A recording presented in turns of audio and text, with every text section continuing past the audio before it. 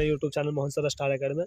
तो चलिए प्यारे बच्चों, आज हम कक्षा 12 की फिजिक्स का पहले चैप्टर को सोल्व करते हैं। और क्या है आपका, यह है यूनिट फर्स्ट स्थिर वैद्युतों की, जिसको हम इलेक्ट्रोस्टैटिक्स बोलते हैं। बेटा क्या है, कक्षा 12 भौतिक विज्ञान। इसमें बेटा चैप्टर फर्स्ट है आपका विद्युत आवेश तथा क्षेत्र, जिसको हम इंग्लिश में बोलते हैं इलेक्ट्रिक चार्ज एंड फील्ड्स। यह आपका फर्स्ट चैप्टर है। और इसका बेटा जो पहला क्वेश्चन बनता है, वो आपका पहला क्वेश्चन ये बनता है कि विद्युत आवेश किसे कहते हैं, यह कितने प्रकार के होते हैं। तो बेटा ये अच्छा प्रश्न है और इम्पोर्टेंट प्रश्न है आपका, तो आप इसको ध्यान से समझेंगे। बहुत ही इंटरेस्टेड क्वेश्चन है और बहुत ही आसान लैंग्वेज में हम इसका आंसर लिखेंगे। तो क्या है आपका क्वेश्चन कि विद्युत आवेश किसे कहते हैं। सबसे पहले आप यही बताएंगे कि विद्युत आवेश किसको कहते हैं। तो चलिए आंसर में बहुत ही इजी आंसर रहेगा इसका। तो बेटा आंसर रहेगा कि विद्युत आवेश वह गुण है, विद्युत आवेश वह गुण है, वह गुण है जिसके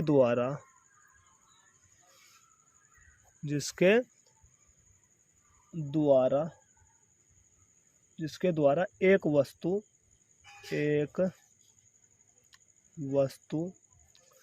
दूसरी वस्तु को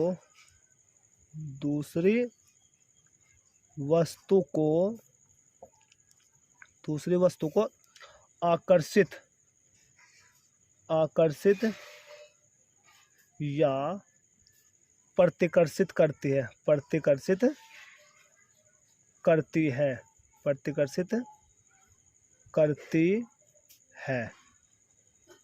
आवेश कहलाता है। यानी विद्युत आवेश कहलाता है, विद्युत आवेश कहलाता है।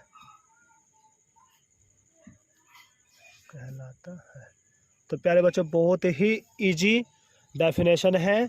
यानी विद्युत आवेश वह गुण है जिसके द्वारा या जिसके कारण एक वस्तु दूसरी वस्तु को आकर्षित या प्रतिकर्षित करती है, विद्युत आवेश कहलाता है। और आप याद रखेंगे विद्युत आवेश को आप क्यों से डिनोट करते हो, यह बात आपको लिखनी है। इसे क्यों से प्रदर्शित करते हैं, इसे क्यों से प्रदर्शित करते हैं। तो प्यारे बच्चों ये आपका बहुत ही इजी आंसर हो गया। फिर आपका आता है कि यह कितने प्रकार के होते हैं। उससे पहले आप इसका सूत्र लिखेंगे। क्या है बेटा सूत्र होता है बेटा इसका क्यों बराबर एन ई। क्या होता है, क्यों बराबर एन ई। और आपका जहाँ क्यों क्या है बेटा, क्यों है आपका विद्युत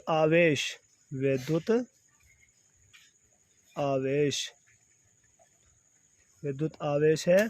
और एन क्या होते हैं आपकी, एन होते हैं बेटा इलेक्ट्रॉनों की संख्या, इलेक्ट्रॉनों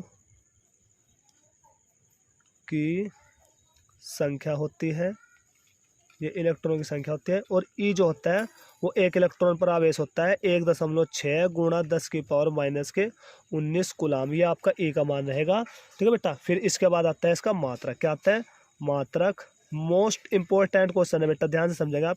मात्रक जो होता है, मात्रक होता है विद्युत आवेश का कूलाम। क्या होता है, कूलाम। विद्युत आवेश का मात्रक बेटा कूलाम होता है, जिसको आप सी भी लिख सकते हो, समझ लेना, जिसको आप सी भी लिख सकते हो। फिर बात आती है वीमा की। किसकी बात आती है, वीमा की बात आती है। तो प्यारे बच्चों वीमा मैंने इससे पहली वीडियो में मैंने आपको वीमा निकालनी सिखा रखी है। वीमा निकालनी बहुत ही आसान है। तो प्यारे बच्चों आपको पता है वी नाउ दैट, हम जानते हैं। क्या बेटा, हम जानते हैं। जबकि आपको बेटा यह बात लिखना है, आपको तो डायरेक्ट वीमा निकाल के दिखानी है, लेकिन मैं आपको ना ये विस्तार से इसलिए बता रहा हूँ ताकि आपकी ये समझ आ जाए। नहीं तो मैं विद्युत आवेश की वीमा AT डायरेक्ट लिख सकता हूँ, लेकिन डायरेक्ट नहीं लिखनी, हमें सीखनी है। इसलिए मैं वीमा में थोड़ा सा आपको फॉरवर्ड यानी कि विस्तार से बता रहा हूँ, जबकि आपको एग्ज़ाम कॉपी में डायरेक्ट करनी है। तो क्या है बेटा, हम जानते हैं। क्यों बराबर क्या होता है, IT। क्या होता है, क्यों बराबर IT। अब देखो बेटा ध्यान से देखो, क्यों तो जो का तो बराबर, या क्या है आपकी आई होती है विद्युत धारा, और विद्युत धारा को आप किस में नापते हो, एम्पियर में, इसलिए विद्युत धारा की विमा हो जाएगी आपकी ए। क्या हो जाएगी बेटा, ए। तो भैया विद्युत धारा की विमा हो जाएगी आपकी ए। विद्युत धारा को की जो विमा है बेटा उसको आप बड़े ब्रैकेट में बंद करेंगे, फिर गुणा लगाएंगे। टी क्या होता है आपका, टाइम होता है, यानी कि समय की विमा होती है आपकी टी। आप क्या काम करेंगे, क्यों जू का तू बराबर जू का तू, एक गुणा आप टी में करेंगे तो ये हो जाएगा आपका ए टी। तो ये रही आपकी विमा। और प्यारे बच्चों एक बात याद रखना, विमा हमेशा बड़े बड़े ब्रैकेट में ही बंद होती है, याद रखना। तो देखो ये क्वेश्चन आपका विमा तक का हो गया। अब हम इसके टाइप लिखेंगे कि ये कितने प्रकार के होते हैं। सबसे पहले आप इसका एक स्क्रीनशॉट ले लीजिएगा ताकि आपको बहुत ही अच्छे से समझ आ जाए। चलो बेटा प्यारे बच्चों आप इसका स्क्रीनशॉट ले लो, ये ले लो आप स्क्रीनशॉट ले लिया। तो चलिए अब हम क्या करते हैं, अब हम देखते हैं कि ये कितने प्रकार के होते हैं। तो प्यारे बच्चों आपको लिखना है कि यह 2 प्रकार के होते हैं, यह 2 प्रकार के होते हैं, लिखना है आपको यह बात। यह 2 प्रकार के होते हैं। कितने प्रकार के होते हैं, 2 प्रकार के। नंबर एक आता है आपका, नंबर 1 आता है बेटा आपका धनात्मक आवेश। क्या आता है, धनात्मक आवेश,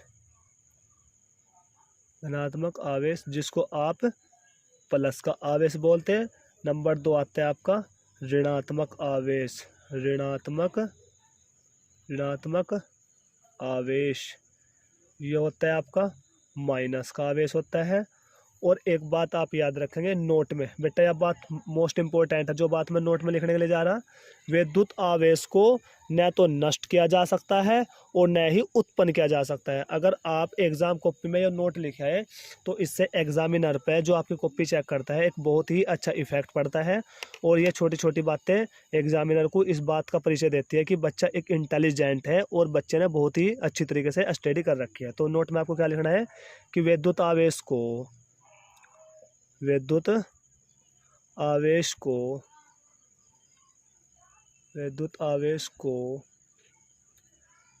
न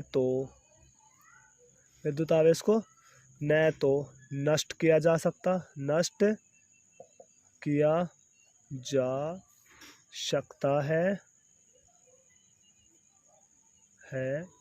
और न ही उत्पन्न किया जा सकता